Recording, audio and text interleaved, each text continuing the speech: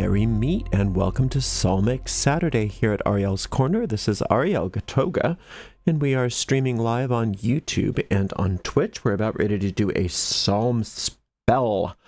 Yay, Psalm spell. Moderating today on YouTube is the lovely Deline. Is that right? Yes, and moderating on Twitch is the lovely Dre. Thank you so much, Deline, and thank you so much, Dre. And thank you to everybody for joining us today. Let's see, we are here every Saturday doing Psalm Magic, and I hope that you can join us each and every Saturday. In fact, we're here Wednesday through Sunday at 10:15 a.m. doing some kind of magic, so why don't you come every day? And you can also come on Tuesdays at 9:45 when we have a tarot class. There's just always a lot of fun going on around here at Ariel's Corner. We have a premiere today at 11 a.m. in just over 40 minutes on the main YouTube channel. And I hope you can join us for that. That's a Psalm spell. And let's see, we have tomorrow a live stream lecture here at 10:15 a.m. Pacific time. So please join us. Please join visit our website at arielscorner.com, arielscorner.com with a hyphen. Make sure that you check it all out and see that we have all kinds of free courses and free booklets, free meditations, free everything. So you just enjoy yourself at Ariel's Corner. It's all there for you. We have chat threads available on each of these streams, so please chat to your heart's content. And if you have any questions for me personally, feel free to put them in the chat thread. And this is not a very long psalm, so I should have time to answer at least a few questions if we have any. Sometimes we have a lot, sometimes we have none before the end of the stream. Just try not to put your question in right at the end of the stream, because then it's probably too late. Let's see, we have a Discord server, and we also have a Facebook group. So if you need to get some support, or you want to lend some support, or you just want to be part of the community, we invite you to check us out on Facebook with our Facebook group, and on Discord with our Discord server. You can find links to all of that on the footer of each and every page of the website at ariels-corner.com, Ariel's Corner with a hyphen.com. We also have a shop, arielscornershop.com, where we make a small commission off of each and every sale. And if you'd like to give us a donation, you can do that through our PayPal portal at paypal.me/Ariel Gatoga, paypal.me/Ariel Gatoga. Or if you want to give right here on YouTube, you could use a super sticker or super chat if you're here live, or a super thanks if you're watching on a restream. We do appreciate your support, but mostly what we appreciate is that you are here, and I want to get going. So let's not tarry. All right. Just fair warning, I'm hoping that everybody comes to the premiere today, but for some reason, the very last part of the video got cut off, so you don't hear me saying thank you very much, blessed be. So it just goes into music, so I apologize for that. It does sound a little abrupt, but I don't know what happened. So but I didn't want to cancel the premiere and redo the video just for that. So I hope you still join us for that video today. Premiere 11 a.m. Pacific. All right, here we go. Today we are working on Psalm 15. Psalm 15 magically is very often used to eliminate resentments, remove evil influences, remove evil spirits, and to obtain and maintain peace of mind. Today we are going to be working on Psalm 15 to purify us of all resentment and grievance. And this is so important because when we are allowing ourselves to release resentment and grievance, we then find happiness. So remember that when you let go of grievance and resentment, you are not condoning negative behavior, you are liberating yourself. And that's what we're here to do today. Liberate ourselves. The way we work psalm magic is very simple and extremely effective. We take the psalm that we are working on and we speak it out loud, recite it all the way through once without stopping. This is commonly known as an incantation. Then after that incantation, we go back through that psalm and we consider each verse in turn, digging, searching, and contemplating. So we're digging and searching for hidden occult meanings, which we call magical seeds. And through the digging and searching and contemplating of these magical seeds, and then also trying to apply them to the situation at hand, we are in a very real way planting those seeds into the fertile ground of our deep mind, where they take root, they grow, they blossom forth, and then they bear fruit after their kind. And that's what we're going to do together right now with Psalm 15.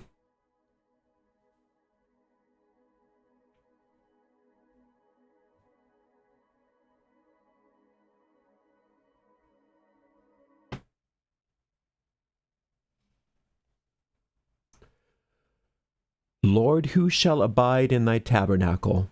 Who shall dwell in thy holy hill? He that walketh uprightly, and worketh righteousness, and speaketh the truth in his heart. He that backbiteth not with his tongue, nor doeth evil to his neighbor, nor taketh up a reproach against his neighbor, in whose eyes a vile person is contemned. But he honoureth them that fear the Lord. He that sweareth to his own hurt, and changeth not. He that putteth not out his money to usury, nor take reward against the innocent. He that doeth these things shall never be moved. Well, good.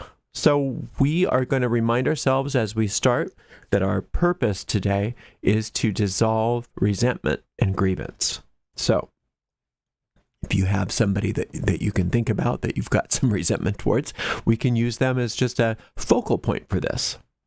It starts out by addressing the Lord, and we always want to orient ourselves to who the Lord is. We have to remind ourselves that the Lord is a symbol for the power, the one source, the one force, the one substance in all the universe. There is only one.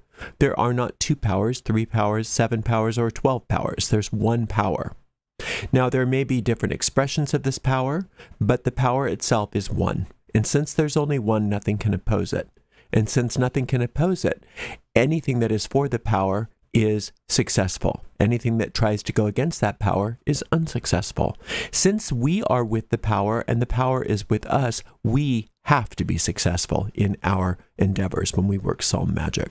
So when we align to this one power, and we recognize that there's many different ways to view this power, it's one. And it's called the Lord in these psalms. Sometimes it's called God. And we have to remember that God has different names.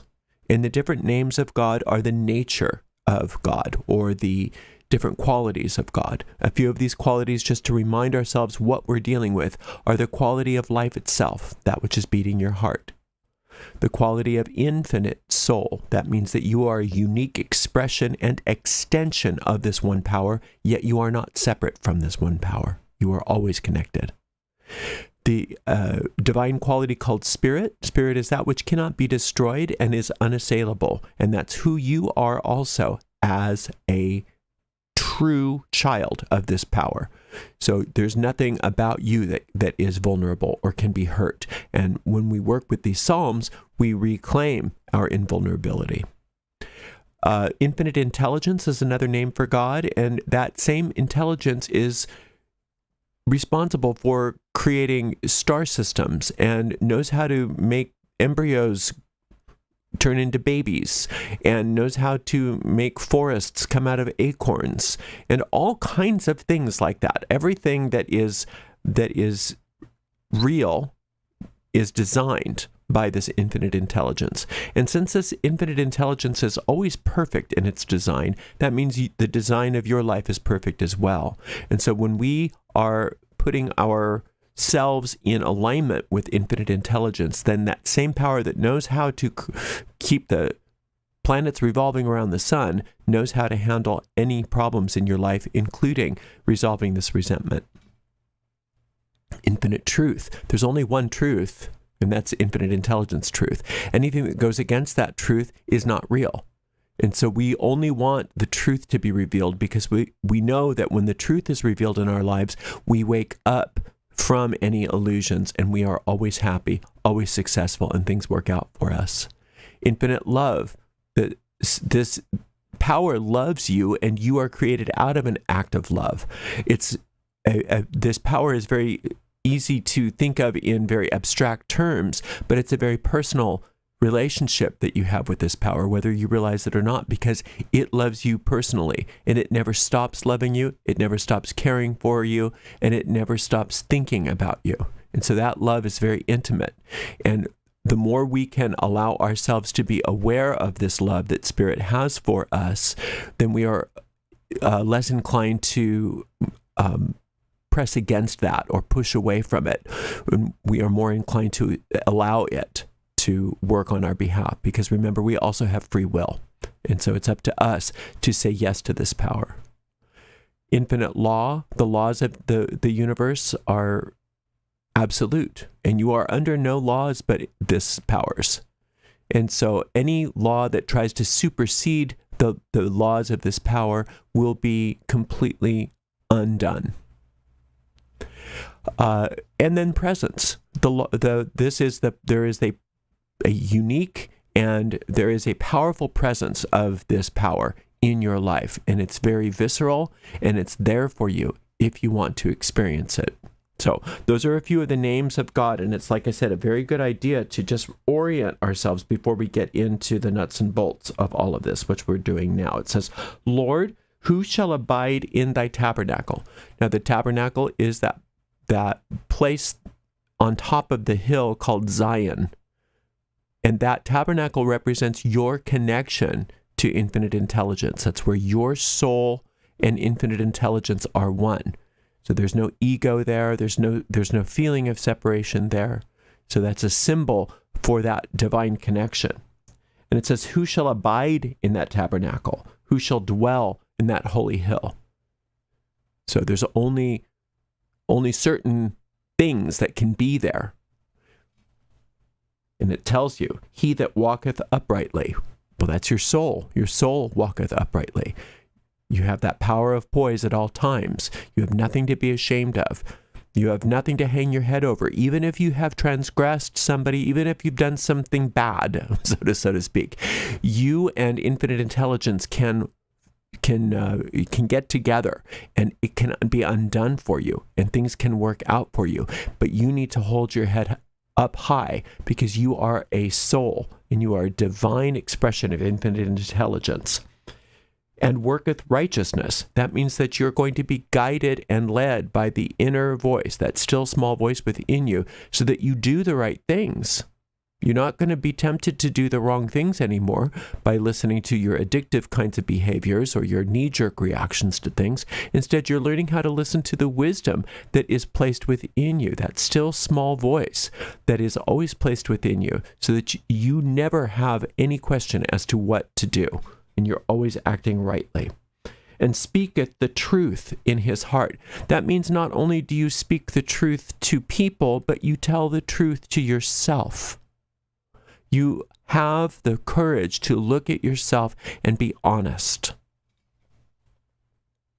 He that backbiteth not with his tongue. So this is another way that you're always going to be at one with infinite intelligence and know that you're in that tabernacle, is that you're not going to bicker and fight and bitch and moan and complain and make cases against people and tell everybody how horrible somebody is, or tell everybody how horrible something in your life is, or have story after story after story about what's wrong, what's wrong, what's wrong, what's wrong. That's not how to get and stay in that tabernacle. Nor doeth evil to his neighbor. Now see, we think that that's an easy one. We think, oh, well, that's fine. I don't do evil things to my neighbor. Don't you? Don't you, though? How many people do you feel don't deserve your love? That's doing evil to your neighbor. How many people do you find that just annoy you and you can't give them a break? You refuse to give them a break. That is doing evil to your neighbor. Thinking about how you think about somebody and how you hold them in your mind is what you're doing to them. It's not just what you're doing to their body. You might smile at them. You might be polite to them. You might not hit them. You might not steal from them. You might not do those sorts of things. So in your mind, you think, well, that I'm not being evil. But being evil is simply thinking about them any way other than how infinite intelligence created them.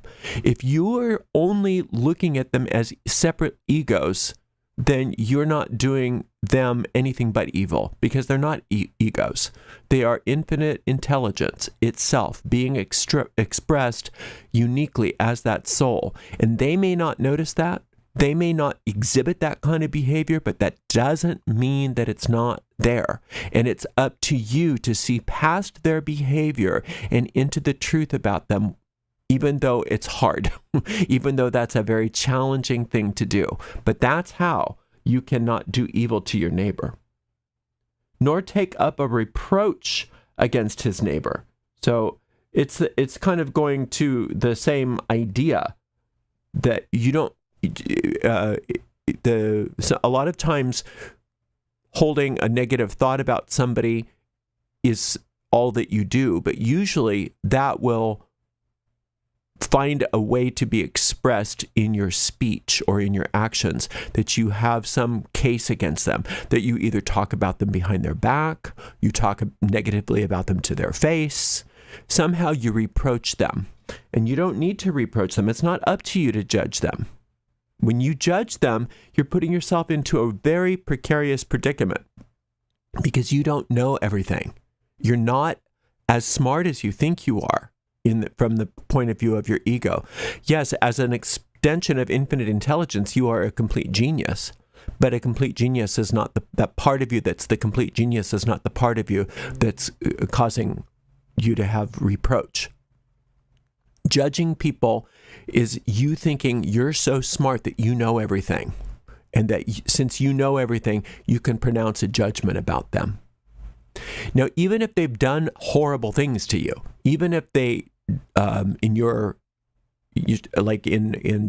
regular day-to-day life, you can say, well, look, they've done this and they've done that. This is not a good person, right? It's still not up to you to judge them. Because yes, their egos did horrible things to you. Yes, you do have a right to do things like take out restraining orders if you need to. Even sending people to prison is okay to do if it's necessary. There's a lot of things that you can do in the physical world to stop bad behavior. Absolutely. We're not saying that you have to roll over and take it. But in your heart, it's not up to you to decide that they're not good enough because of their bad behavior. In your heart, you have to learn that they are just as innocent as you are when it comes to their soul. And they are just as much of a perfect expression of infinite intelligence as you are, even though they don't know how to express that. All right, so that's very, very challenging, and it's a very advanced lesson that the Psalms are giving us here, but it's an important one. In whose eyes a vile person is contemned, but he honoreth them that fear the Lord. Okay, so a vile person that is contemned. Contempt in this case is not having contempt for the person. It's having the contempt that we're talking about is like how the Psalms talk about hatred. It's turning away from. So, and it's not talking about their behavior right now. It's talking about yours. It's turning away from your tendency to want to judge them. The reason why that Jesus character in the New Testament said, "Judge not, lest you be judged," wasn't trying to moralize. That character was giving a magical or metaphysical lesson in how to achieve power and happiness. That if you believe that you have the power and understanding to condemn someone, then you have separated yourself from the power that has your happiness in heart. So when you decide that you're going to condemn another person or have judgment about another person, you are telling the universe, it's worth it for me to be unhappy. It's worth it for me to take myself out of the divine law It's worth it for me to take myself out of the divine design and be miserable and unhappy so that I can judge this person. I'd much rather be right about this person than happy. So we're saying we're not doing that. We're not going to do that. He that sweareth his own hurt and changeth not. So that is what that is. When you judge another person like that, you are swearing that you are swearing unto the universe that it's worth it for you to be harmed in order for you to have that judgment. And you're not going to change your mind. You're just not going to change your mind. This is how it is. They're bad. They're evil. I'm not forgiving them. I'm going to hang on to this resentment to my grave. Now, how smart is that? Right? That's like saying, I can't trust that infinite intelligence's law is going to take care of this. That there's not a way for all of this to get taken care of where they can get their needs met, I can get my needs met, that justice will prevail, that anything that's been taken from me will be returned to me with interest, which is what we get when we align with the divine law, right? We're saying, no, we're not going to leave the divine law in charge. We're going to be the divine law. That's me. That's my job. I'm going to take that job on myself, and I'm willing to be miserable to the end of my life, if necessary, in order for my judgment to supersede infinite intelligence's judgment, because I know better. That's what that's all about. So we're going to stop doing that. We're going to recognize that that's really what we're doing, and we're going to stop that. We're going to realize we don't know enough to judge this person. We're going to say that all we are here to do is to love that person in the best way that we can, and at the same time, we're releasing this resentment. We are claiming our own safety, right? We're not condoning their behavior. We're not putting ourselves out there to be abused or anything like that. We are allowing ourselves to maintain the safety that we deserve, but we are not going to close our hearts, no matter what they've done to us. He that putteth not out his money to usury.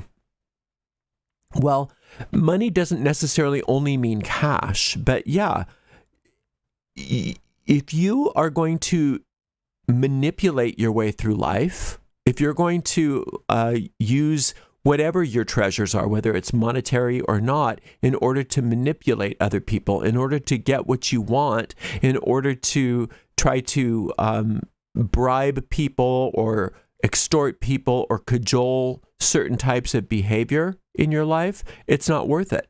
None of that's worth it. So in this sense, usury, from the point of view of letting go of our resentments, is you trying to get either parts of yourself or other people enrolled in your resentment, to make sure that you use your resources to condemn this person.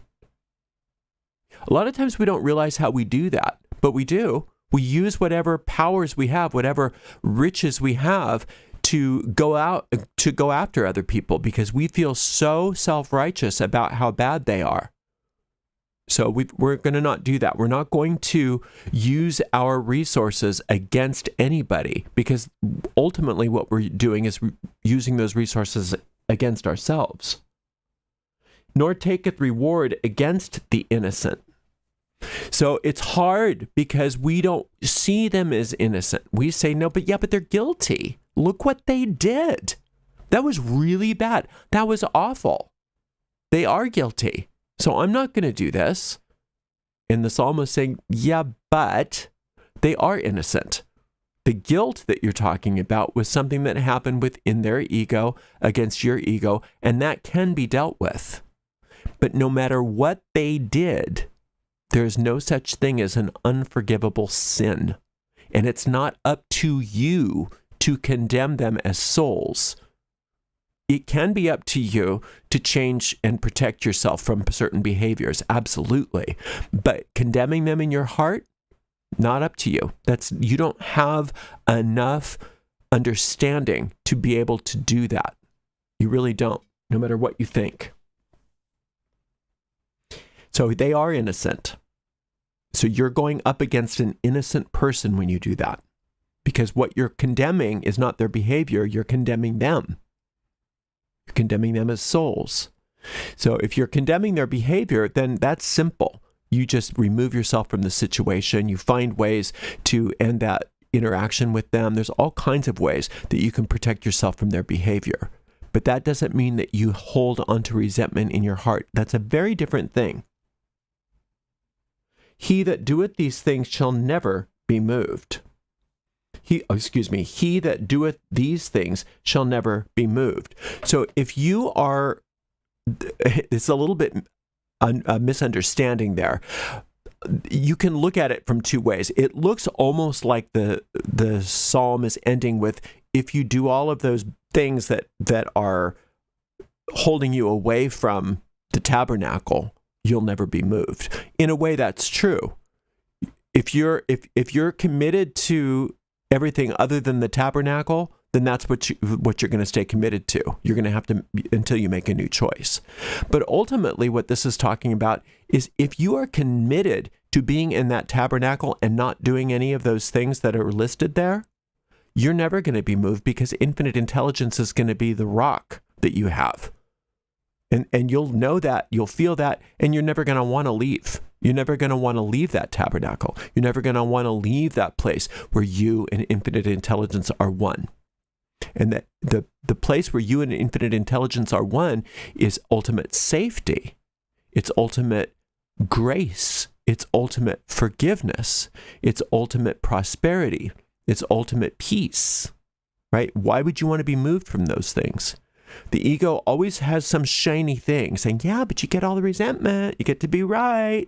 Isn't that fun? Don't you want to give up all that peace? It's much better over here. You're never going to be moved. You're never going to be moved once you really feel what that peace feels like. None of those things are going to be good enough for you. So you just keep coming back to the psalm each and every day until you get a sense that whatever this thing is that you brought to the Psalms is getting taken care of. You know that it's getting taken care of based on how you feel. You get a click. You get a sense of peace and certainty that this whole thing is getting resolved in a wonderful way. Once you get that click, that sense of peace and certainty, you can just move off of this. It's handled. You're done. You can go move on to something else. Thank you so much for spending some time with me. Until next time, blessed be.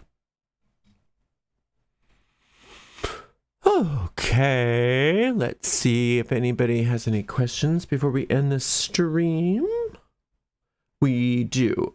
I will love people because they're human, but what about if I don't like them? Is it okay to just not like them and not want to be around them? It's fine to not like somebody and not want to be around them. You don't have to be around people that bother you. You don't.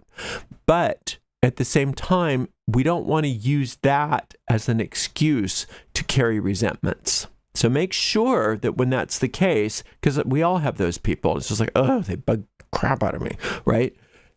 You don't have to hang out with people that bug you necessarily, but at the same time, it's important to look at what's bugging you. Very often, what's bugging us is a hint about something that really needs to be worked on. And in that regard, those kinds of people are what I think it was Carlos Castaneda called petty tyrants. And when you get a petty tyrant, that's somebody that's just like, right? They're your greatest teacher. And they're there for you to learn something really valuable about yourself. And without them, that would fester and you would never see those things. So while it's true that you don't have to hang out with people that you don't, that don't serve you, that are constantly causing you discord, negative behavior, if they're mean, if they're abusive, you don't have to be around that. Nobody has to be around that. But at the same time, if there's somebody that you just don't like and they just bug you, looking at that is very helpful as far as understanding what kind of pattern needs to be resolved in you. So, yeah, you don't have to like everybody. You don't have to hang out with everybody. But at the same time, if somebody really bugs you, don't miss out on the opportunity to bring infinite intelligence into that and say, what's going on here? What am I What is this? Why am I so triggered by this person? Why am I so activated by this person? What can I do for myself to heal this situation so that they can do that behavior and it doesn't bother me? Right? As long as they're not harming you, as long as they're not coming after you, they don't have ill intent towards you, all they're doing is bothering you because you don't like them, that's fine too. You don't have to hang out with that, but do question it. What is it about this person that's just so triggering? Because that triggering is a lot of times what happens in this society these days is just like, well, it's a trigger, so I don't have to deal with it. It's just a trigger, so I'm so triggered. And everybody, as soon as they hear I'm so triggered, they go, okay, shut it down. No triggering allowed. Well, true, I can see that there's a place for that, but there's also a place for, why am I so triggered? How about resolving the thing that's triggering me so that I can't be triggered? How about let's deal with that so that I'm not so triggered anymore? And people can do that. So if somebody's like, well, when just the way they eat bugs me. Well, okay. So is the way they eat triggering you something that's worth losing a relationship over, or do you want to deal with the trigger? Do you want to deal with whatever that issue is? Right? So it's a little of two sides of a coin that you have to deal with. But absolutely, you don't have to be around people that are negative. You're allowed to be around the people that you want to be around. But at the same time, if people are just bugging you, it's a wonderful opportunity for growth. All right. Thank you so much for that great question. And thank you to everybody for joining us today. I hope to see you on our premiere in just over 10 minutes. And we will see you then. Thank you so much to the amazing moderators. Today we had Delene and Dre. And we'll see you soon. Blessed be.